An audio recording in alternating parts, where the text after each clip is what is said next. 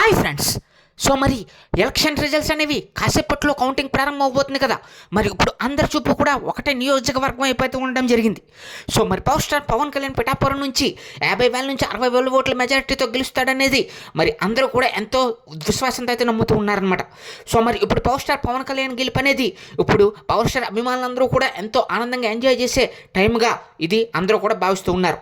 అన్ని సర్వేలు కూడా పిఠాపురంలో పవన్ కళ్యాణ్ గెలుస్తాడని, భారీ మెజారిటీ వస్తుందని చెప్పారు.